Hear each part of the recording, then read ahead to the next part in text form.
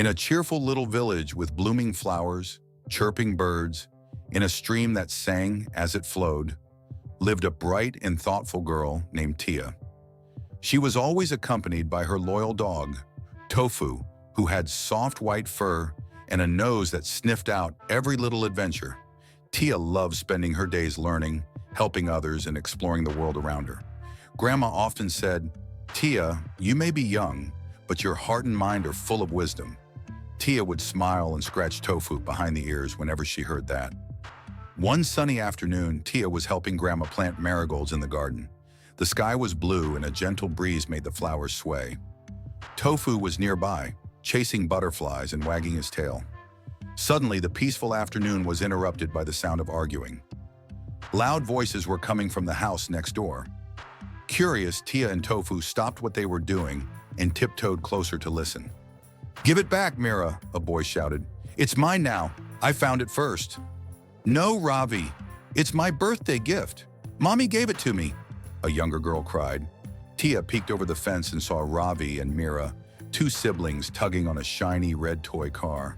Their faces were red with frustration, and it looked like the car might break if they kept pulling. Tofu barked softly, sensing that something wasn't right. Tia stepped forward calmly and said, "Hey, what's going on?" Ravi and Meera looked up, embarrassed. Tia sat on the grass and patted the ground beside her. "Come sit with me.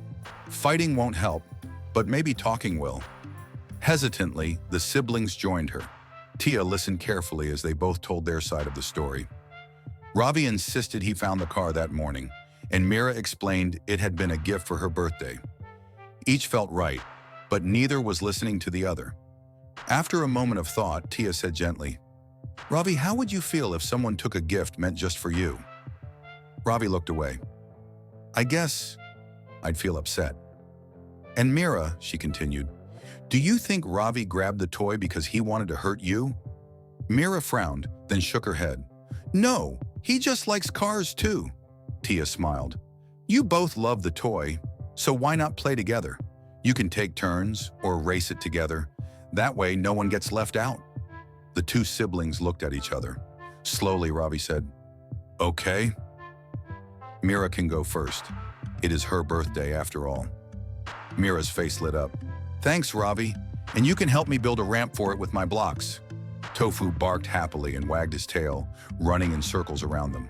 The tension melted away as laughter filled the air again. Tia watched them begin to play, her heart warm with happiness. She didn't need to raise her voice or take sides, just listen and guide them with kindness. Grandma, watching from the garden, smiled proudly. "You really are a wise child, Tia." Tia chuckled. "Sometimes a little patience and a kind word are all it takes." From that day on, Ravi and Meera remembered Tia's gentle wisdom. Whenever they had a disagreement, they would sit, talk, and find a fair solution. And as always, with Tofu by her side, Tia continued to spread kindness, peace, and understanding, one little lesson at a time.